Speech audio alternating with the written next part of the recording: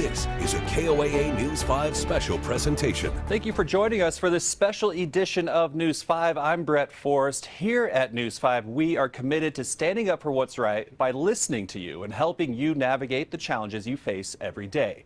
For the next hour, we'll take a look back at some of the stories we've done this year that show how we together work to make Southern Colorado a better place to live. We begin in Pueblo County, where people in the Salt Creek neighborhood reached out to News 5 Investigates about a problem with their property taxes, saying the county owes them money. They learned they were classified as living in a flood zone, but their neighborhood is on a hill. Our Allison Zimmerman looked into what happened and when they'll get their money back. So when neighbors reached out to us, they had a lot of questions, mainly because they told us they found out about all of this through one of their neighbors. You know, you think about the golden rule and how you treat people. That's not how I would do business. Caitlin McDonough bought this property in the Salt Creek neighborhood about 5 years ago.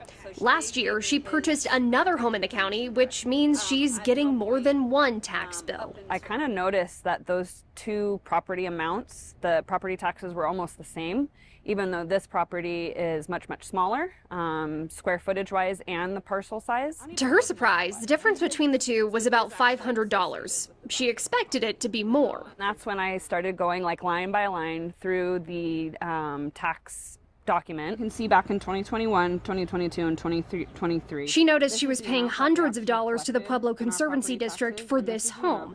So she reached out to the county to find out why. The lady working the desk there said that it had to do with our proximity to the river.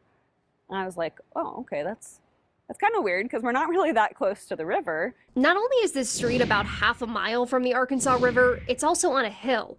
After about 5 months, she got a letter in the mail from the Conservancy District saying they had incorrectly classified her home as being in a floodplain. She was only supposed to pay about $20 a year. Instead, she paid a few hundred.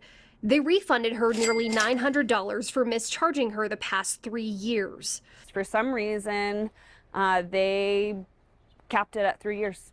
So they said they can only look back 3 years and they would only give us money back for the 3 years. Does that seem reasonable to you? No, absolutely not. She got to talking with her other neighbors, and they all began to realize they were likely also put into this flood zone. And I called my insurance agent, and he laughed, and he said, "You live on a hill." And I said, "I know." He said, "We would have been charging you if you were in a flood zone." Nadine Triste lives across the street and has lived in this neighborhood for decades. She looked back and found she, too, was also paying the flood zone assessment. She says she still has not heard from the Conservancy District. When you have a discrepancy that big, when it concerns a whole neighborhood, someone should have notified us that there might be an issue. Triste went to a county commission meeting last week to talk about this. She says more than a dozen of her neighbors are impacted. The county told her they're aware of it. No, it's not comforting when you've had so many people say we're working on it, but it's not something that we're just passing off. We still don't have specific answers. Why? When? How much? When are they going to return it to us and make it right? So we took those questions to Rick Kidd, the administrator of the Pueblo Conservancy District. Talked to some of these neighbors today. I gotta say, they're not too happy with the Water Conservancy District. Well, I can understand that. I wouldn't be happy either. This is something that has happened fairly recently. How many years has this been going on for this neighborhood? We don't know for sure how long it's been going on for the neighborhood. But you said it was just recently, right? Well, we know that in 2013 and 2014 it was correctly assessed. We know that, we know that 3 years ago it had been moved up. Have you reached out to these neighbors? No, we received a listing from the first person, went through the county, and they sent it back to us and said that Caitlin had talked to these other people and there was questions about those too. So we researched that, and that just today I heard back from the engineer that that entire I don't know about that entire neighborhood, but that street is not being properly assessed. And that was an update that I received just this afternoon. Okay. So if I'm someone watching this and I live in Pueblo County and I'm hearing that these people were paying, in some cases, hundreds extra dollars, how am I supposed to have the confidence that I've been properly taxed all of these years from the district? Well, for one thing, it isn't a tax. It's a fee assessment. So it's not a tax. But the other is, we don't know what happened. We're trying to research that. because it isn't right. Another complaint that we've heard is that they feel that they should be getting interest because if they're late on their payments, interest is applied. So who's coming up with the amount that they'll be refunded and how far that refund goes back? Help me understand that. We've just refunded the difference between what they were assessed and what they should have been assessed. We've just been figuring that difference. Is that fair? I don't have a response to that. I'm telling you what we have done. If you were in their position, would you find that fair?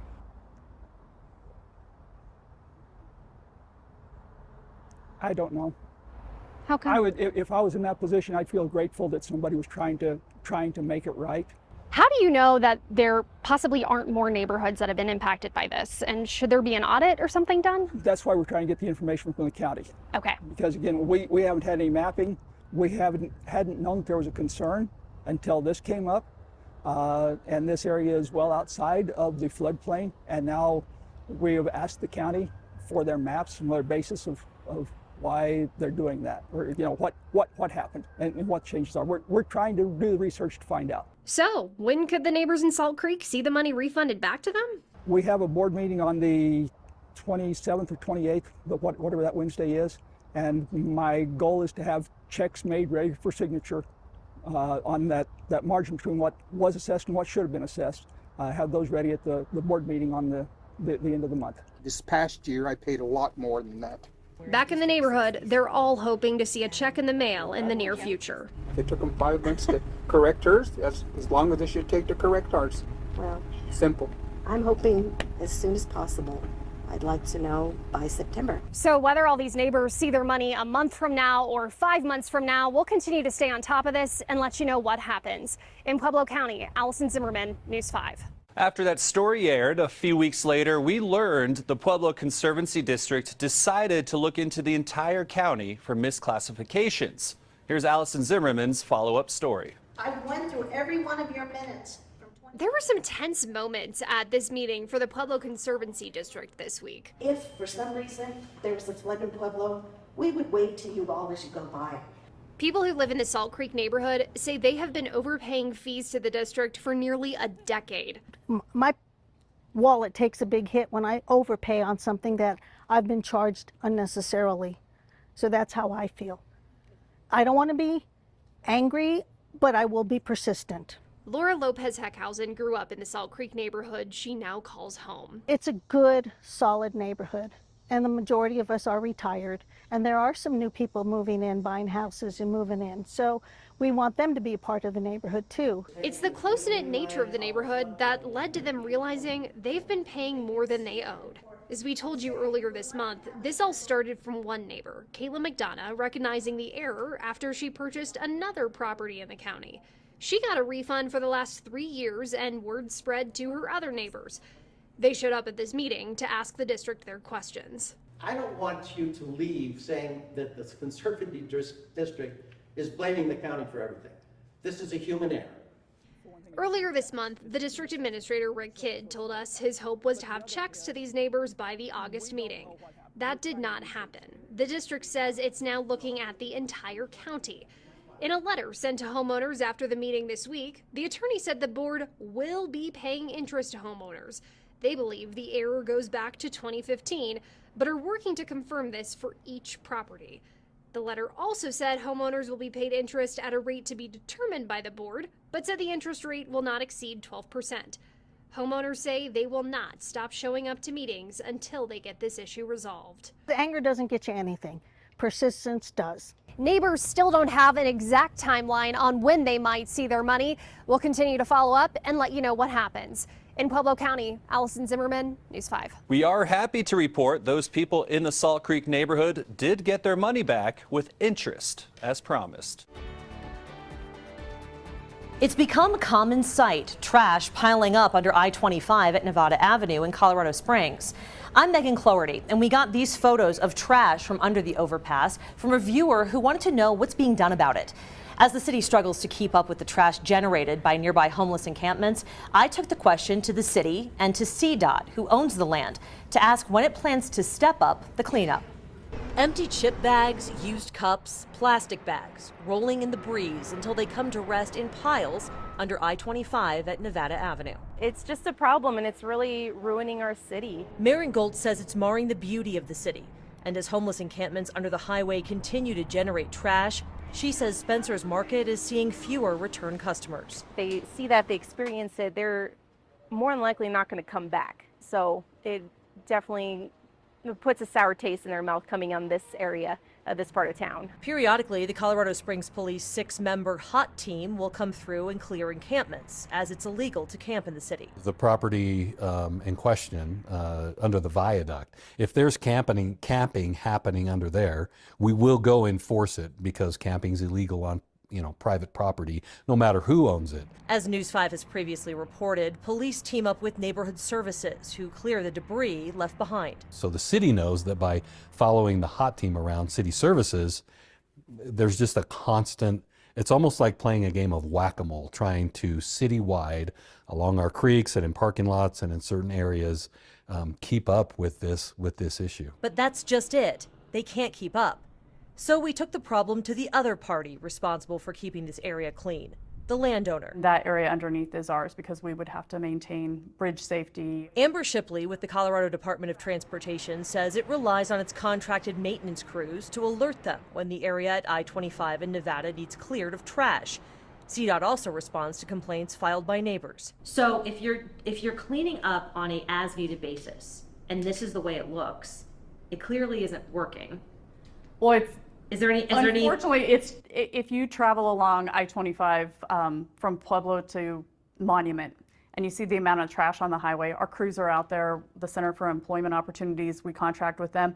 They're out there every day in different spots of the highway. Has CDOT considered increasing the number of times a week that you guys go in, or just the frequency that you're cleaning up? Typically what we run into is our crews are responsible for maintaining the safety of our highways for the traveling public. So it's very limited because we don't have a dedicated encampment cleanup crew. Shipley says the same crews who are filling potholes, mowing, and fixing guardrails to keep the roads safe are also tasked with encampment cleanup.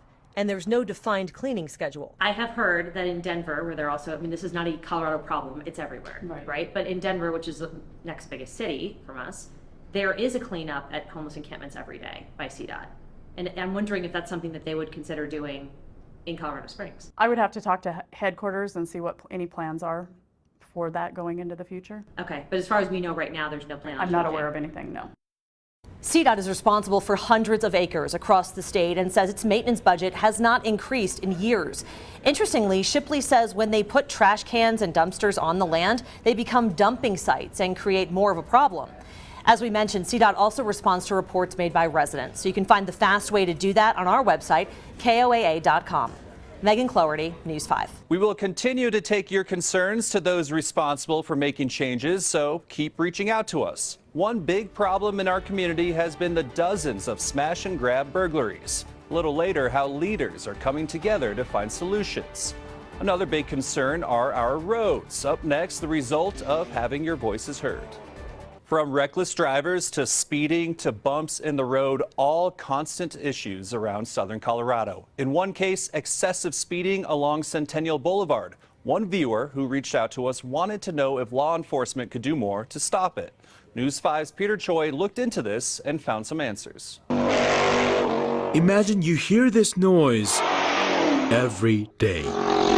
Especially with veteran Jay Mullenix, it's something that triggers his PTSD. But definitely a deep sense of anxiousness. He says this issue is bigger than having a loud noise every day. It's about safety. There's a lot of pedestrians out there. There's a lot of bike riders, people walking their dog, concerned that somebody's there's going to be a really bad accident. Well, he tells me he was fed up with aggressive driving on the road. That's why he decided to install a camera in his backyard so that he can record drivers every day. For weeks, day and night, he took videos of reckless driving. I wanted to be able to actually show what was going on. All right, Let's see how fast drivers are going on Centennial Boulevard with this speed gun.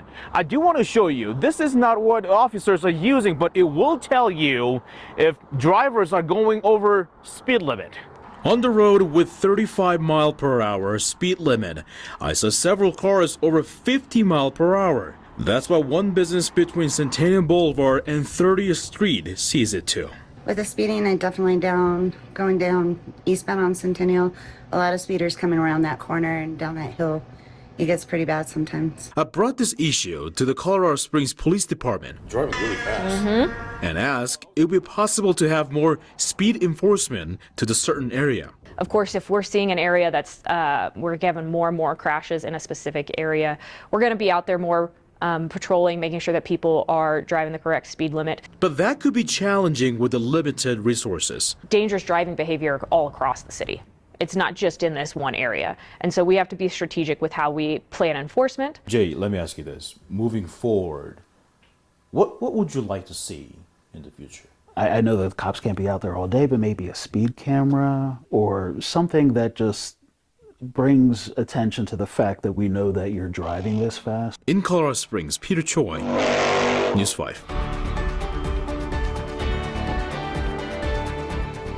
Neighbors who live along East Platte Avenue used to call this drainage opening the Deathly Dip. They voiced their concerns to us and the city, saying something needs to be done. Now their call for help has been answered. A smoother drive and a safer one. The city taking action, making the drive eastbound along Platte Avenue not as bumpy. This action comes after people like John and his roommate voiced their concerns about the dip. We heard that the accident happened. I was in my room just, asleep and then like suddenly woken up to this loud crash. Multiple smash. That was back in May when John woke up to this car crash near his home along Platte Avenue. She took down the light pole and also hit the tree, and then the car caught on fire. It was laying sideways. Take a look at these pictures. They say the driver crashed after hitting the dip. I think it's a serious safety concern that really needs to be urgently addressed. The city's solution are these patches of asphalt. Crews place 5 patches in and out of drain openings on eastbound Platte Avenue. This includes the intersections of Prospect, Institute, Arcadia, Cedar, and Custer Avenue. I want people to be safe. I took this video back in May. You can see the cars are being rocked to the side when they go over the drain openings on Platte. Now with the patches placed, a different result. One neighbor tells me she has not heard any smashing noises or car accidents since the patches have been placed. She tells me, quote, "This is a huge improvement." In Colorado Springs, Eleanor Sheehan, News 5. We will continue to listen to your concerns and get answers. Up next, a pattern of damaging burglaries have the attention of law enforcement and lawmakers, how they're tackling the problem of smash and grabs. The uptick of smash and grab burglaries this year has law enforcement agencies and business owners concerned. Our area has seen nearly 50 of these crimes this year. Colorado Springs Police tells News 5 most of the people responsible are juveniles. News 5's Maggie Bryan sat down with local law enforcement to talk about why these crimes are happening over and over again and what solutions can hold these juveniles accountable and provide relief for business owners. Yeah, I've heard of them hitting liquor stores, pawn shops, gun stores, vape shops, almost everything now. You don't know who's safe anymore, As he clears out what's left of his store, Dutch Knudsen knows the best step forward for his business is to take a step back. Yeah, those are the cases that they had smashed. He's closing his vape shop on South Academy Boulevard after it became a target in an overnight smash and grab back in July, causing nearly $70,000 in damages. The surveillance video shows a group of people smash a car through the front of the store, shove merchandise in bags, and leave. The first thing that caught my attention was how little the driver was. Barely came up to the mirror on that Kia, and it was a little kid driving that thing. A surprising sight that's now not surprising at all. If you want to give me your ID, I'll go ahead and make a copy real quick. Okay. And is the address on there current? Yeah. Wonderful. Spartan Defense, a gun store on the northeast side of the city, was hit in August. So This is right where it happened, right here. Store manager Stephen Kinder says a group of 4 juveniles used 2 stolen vehicles in this crime, one to smash through the store and the other as a getaway car. They were able to move the boulder out of the way. It took them about 20 minutes to actually get the car up on the curb.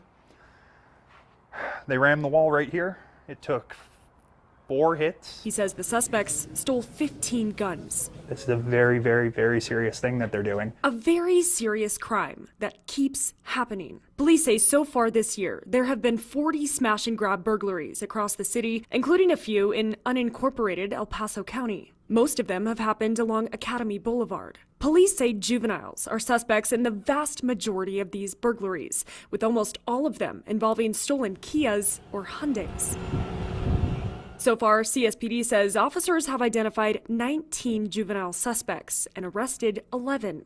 4 of those arrested are being held at a youth detention facility, while the rest have been released until their next court date. I sat down with the Colorado Springs police chief, who says many of the juveniles released are back out on the streets committing more crimes. When we go back and recontact them and rearrest them, to them, they are so often telling our detectives, okay, yeah, I'll be out and I'll be doing this again tomorrow. The Division of Youth Services says a teen will be held in a detention facility if they're considered high risk to others or a flight risk. Once in detention, the teen will appear in front of a judge within 48 hours to determine next steps. Chief Vasquez says often the judge will release the juvenile back home while they wait for the court process to play out. Because it's a property crime, it's often thought of as, certainly a less violent or a type of crime that would not typically find its way into a juvenile detention facility. Even though it could be a felony. Even though it is going to be a felony, absolutely. These kids are put into juvenile detention for a very short amount of time, and then they are typically released right back into the same situation in which they came from. So if they have a bad family life that isn't, they don't have parents that are engaged with them, it's creating this revolving door with juvenile justice. 4th Judicial District Attorney Michael Allen says the issue revolves around limited space at youth detention facilities. We reported on this back in March. A bed cap limits how many juveniles can be held at detention facilities across the state. Over the years, that number has been cut by more than half to 215 beds today. The Pikes Peak region is given 27 beds at the facility in Colorado Springs. What we know now is that we're almost always operating at capacity, meaning that there's always 27 kids in custody. So if a kid commits a violent offense and is put into custody pending trial, that means another kid has to be pushed out of the other side and back into a home life that's not supportive and law-abiding, right? Allen says he's meeting with district attorneys across the state to push legislation that would increase the bed cap. Do you have a certain number in mind? I don't. Yeah, I mean, that's going to be a long process getting this pushed through the legislature. It's going to be a tough fight, frankly. A tough fight, as some lawmakers say the bed cap does not need to change, including State Representative Lindsay Doherty. If we increase the bed caps, what we're saying is that we as a society and legislators have not figured out a better way than to detain our juveniles, which I have a really, really big issue with. But Chief Vasquez says the bed cap needs to increase to reflect what's happening in Colorado Springs. With less bed space and more crime, it makes no sense. And when I hear legislators talk about them feeling that the numbers are right, the bed space numbers are right, it doesn't match what we're seeing here on the ground. It just simply doesn't. As the crime trend continues, business owners are doing what they can to protect their stores. We've put in harder physical security measures, concrete and steel bollards, things like that. Knudsen is still operating his second store location on North Academy. I've been parking my truck there at night ever since July. An idea other business owners have also tried, hoping to block criminals from ramming vehicles through the glass. But as you see in this surveillance video from a smash and grab this week in the Rockrimmon area, the suspects used a boulder to break through instead. They're children playing very adult games. The routine crime is no longer surprising to business owners who say they're ready to defend their stores if they have to. Honestly, the kids that are doing it, it's like they're eventually going to grow older and they'll be able to be tried as adults. for some of this stuff. And if they don't, they're likely going to get shot. We have people in our community who are making a difference in simple but big ways. Coming up, how one small garden is bridging the gap of food insecurity. Also, a confrontation at the library prompted one mom to step up and help. We speak with her and the library about the issue and how to keep the library a safe place to visit.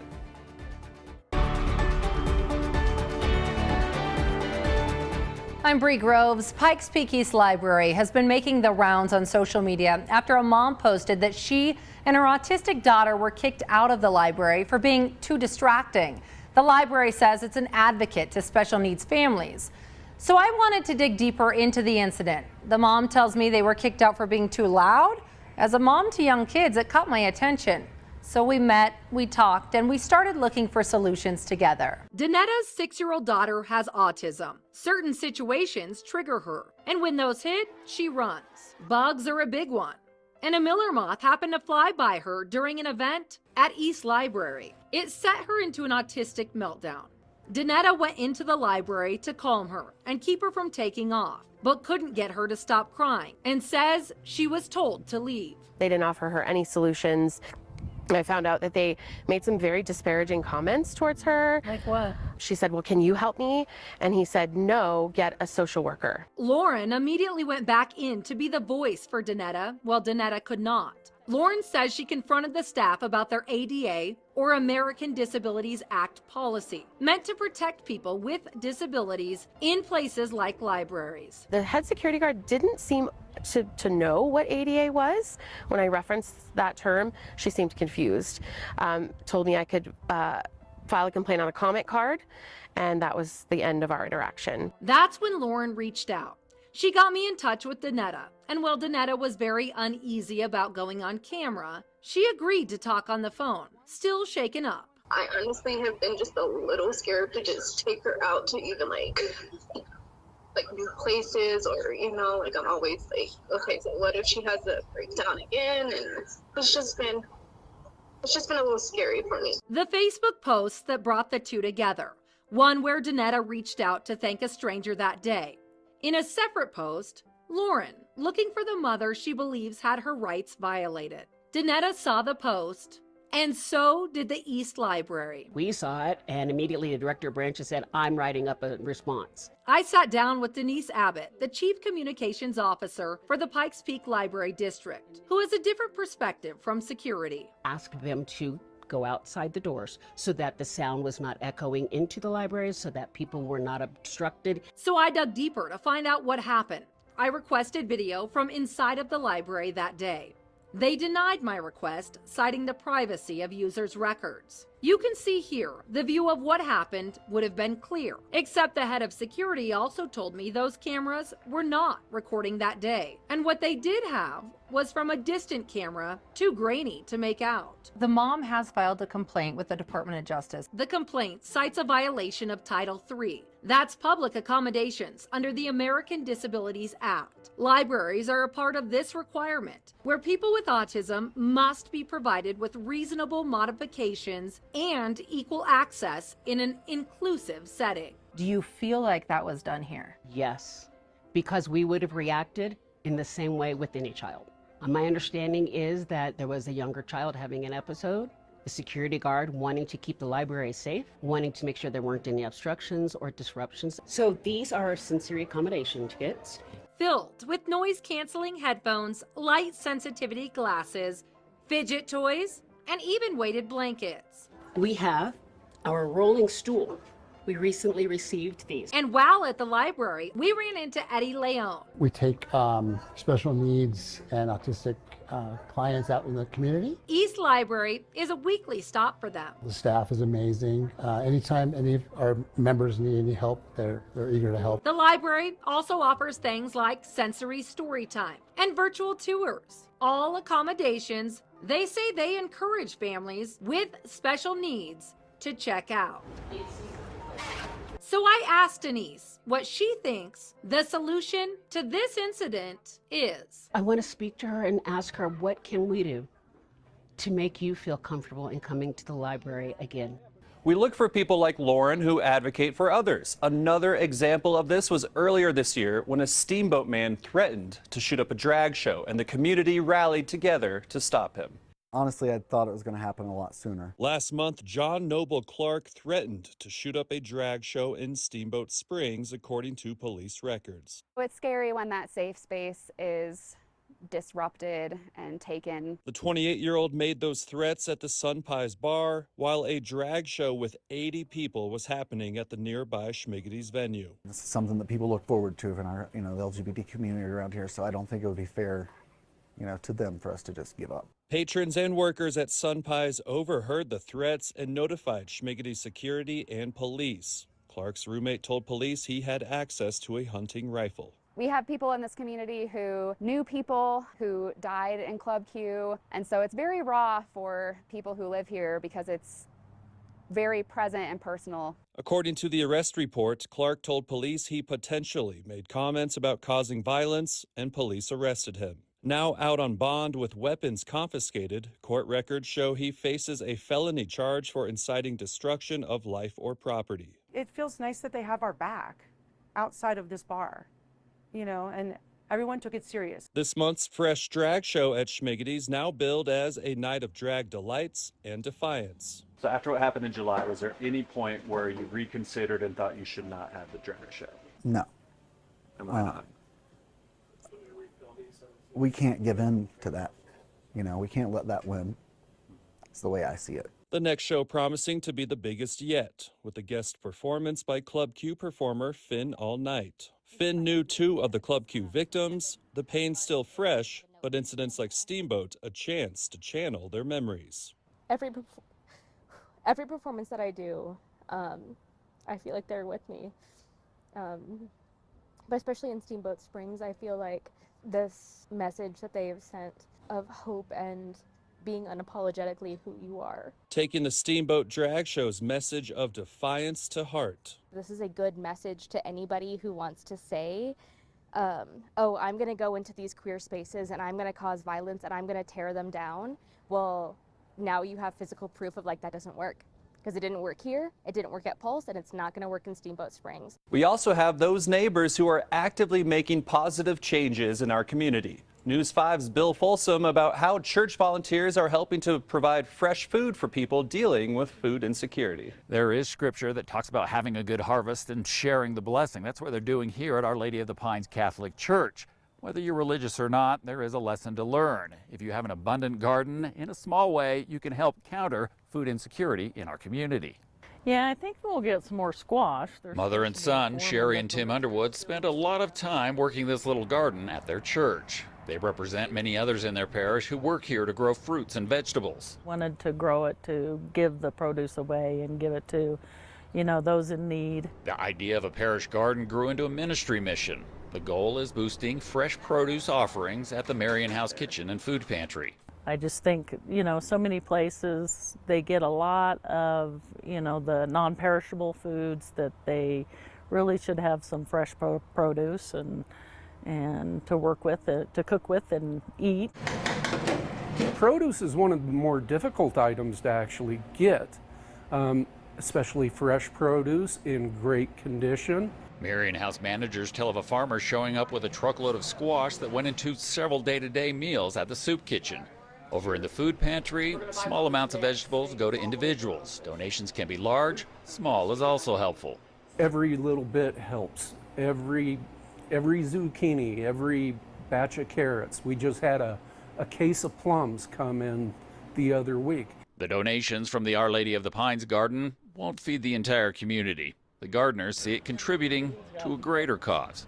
I think if a lot of people, with gardens got together and everybody gave, then there's some little dent that would be filled.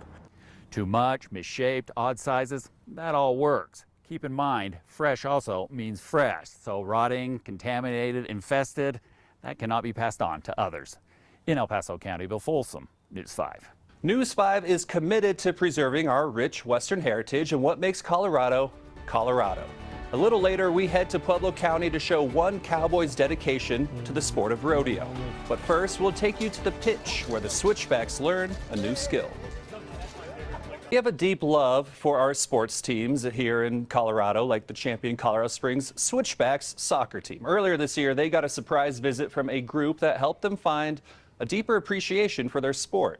News 5's Dante Williams shows us who that group was and what they taught the team. The Switchbacks are getting ready for the last 5 matches of the regular season, but this practice took them by surprise thanks to the expertise of U.S. Blind Soccer.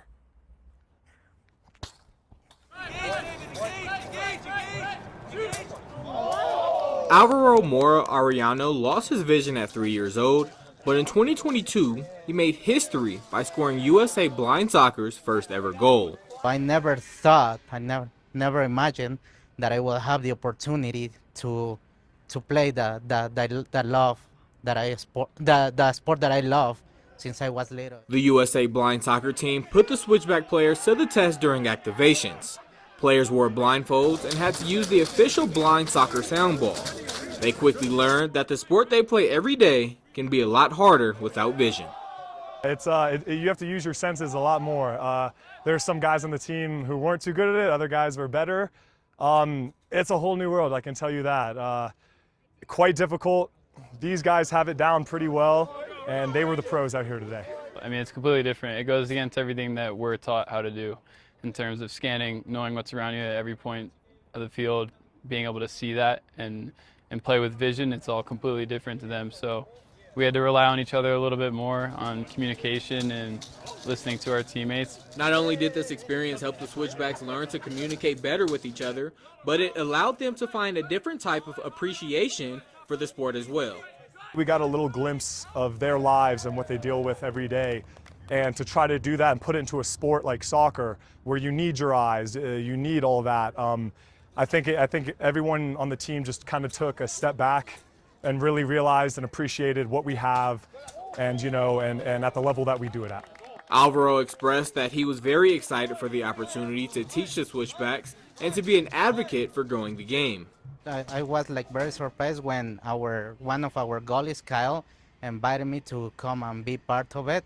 So now I want to share what I know and just be a big promoter of the sport. The Switchbacks play the first of their last 5 matchups on Saturday at 6 p.m. at Widener Field. Dante Williams, News 5 Sports. It wouldn't be Southern Colorado without the State Fair and cowboys. Up next, a State Fair exhibitor doing more than just carving decoys, and a Pro Rodeo Hall of Famer who has dedicated 50 years to the sport. We also are honoring our agricultural and Western roots. One of the newest inductees into the Pro Rodeo Hall of Fame is a Pueblo native. J.D. Yates has been competing in rodeo for close to 50 years. News 5's Bill Folsom caught up with this roping and winning cowboy on his ranch in Pueblo County. For J.D. Yates, days off from competing are not days off from roping and riding. Be the best in the world, but without working at it, there's going to be somebody better that's working at it. He's been working at rodeo along with training horses at the family ranch for a lifetime. The 64-year-old went to the National Finals Rodeo for the first time at age 15, team roping with his dad. He's been back 20 more times. I love to go to compete against the best in the world occasionally.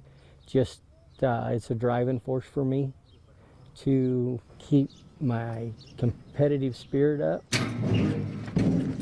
A big part of his love for rodeo is the horses. When he's not on the road, he's roping, riding, and training at home. It's every day. He's raised American quarter horse champions, and winning cowboys on the rodeo circuit are riding his horses. The horse that won the PRCA Horse of the Year last year was the horse that I rode the year before. His decades of winning, influencing, and supporting rodeo are now recognized, with Yates being inducted into the Pro Rodeo Hall of Fame. You know, I'd like to think I made it on looks, but I don't think so. Yates smiles about a sport he takes serious, only he says this award is about more than him. He roped with his dad and a cousin. One year, he and his dad went to the national finals in roping. His sister Kelly also qualified in barrel racing. This should be a family award, not just me. You know, my dad was very successful, and my sister was very successful, and my mom was the hugest support cast of it all. Recognition for a roper, horseman, and competitor who says he was successful because he worked hard. Started off in it to be as good, do as good as I could do, and so 50 years later, since I turned professional, I guess it made a pretty good circle in people's eyes. Finally tonight, we take you to the Colorado State Fair and to one special blue ribbon winner. Mike Marino began learning his duck decoy wood carving craft about a year ago, and as News 5's Diane Derby shows us, as much as it was an honor to know he won best in the state, he considers the work he does as a youth pastor in our area an even bigger win. Mike Marino tests out every duck decoy he makes in this kiddie pool in his backyard in Pueblo. I usually test them to see, are they floating side to side? He says if they don't go upright when they tip over, they're pretty much useless to duck hunters. If you have one out 40 yards that's tipped over, and a duck's not going to come into that. But to get there, he had to start here. This is my first decoy. Well, it was a practice. It looks like a chicken. It's missing half of its cheek and eye. So. But you got to start somewhere. Yeah. So I had to start somewhere. This whole thing started because I bought some decoys, and I'm like, these are horrible. Like these don't even look like the real thing. And so I said, you know what? How about I think I could carve some. I've heard about guys carving decoys. So when it comes to painting, it's not all about using paintbrushes. You can think one of those is world champion carver Luke Castillo. So I would send him pictures of the things I would carve, and he's like, you need to pinch this down or do this. You need to bring this in. I'm like, hey man, I appreciate your help. The carving, in a way, meditative for a man who has little time to spare. How many of you guys brought your Bibles today? I'm a children's pastor at Family Worship Center, and so I see a bunch of kids throughout the week. We have about 100 kids on a Wednesday night for this thing called Thrill that we do. We see about 300 plus kids on a weekend, and I love it. It's fun, but this just gives me a time just to myself where I think about nothing. I'm just focused on, like, is this the right measurement? Like, is this gonna look like the real thing? We are a work in progress, but this, I can finish this, right? I can take it from nothing and turn it into something and finish it. Kids, it's a process. I might never get to see the finished product, right? Especially for kids. But for this, I can see the finished project. That work now getting the attention of people around the state. In July, Marino won first place at the Pueblo County Fair, giving him the confidence to compete this month at the Colorado State Fair. We were with him at the fair the moment he found out he won the blue ribbon in the wood division for duck decoys and beat 21 other entries for best of show. Looks like I got first place. That is cool. That's awesome, Mike. Best of show, cool. That's awesome. Best of show. Yeah. Hello, everybody. There's a state fair winner right here. No. His duck decoys. Yeah, look at her.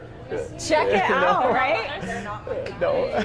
I will not take the credit. He just found out. I pray that our hearts are ready. A special win for a man determined to show the children he works with they are winners too. These kids that I get to see, some of them have dads, some of them don't have moms, and if I could just give them some hope, some encouragement, somehow, some way, that's what it's about. Thanks for tuning in to this News 5 special edition. Please continue to reach out to us with your concerns and let us know about people in our community who, like us, work every day to stand up for what's right.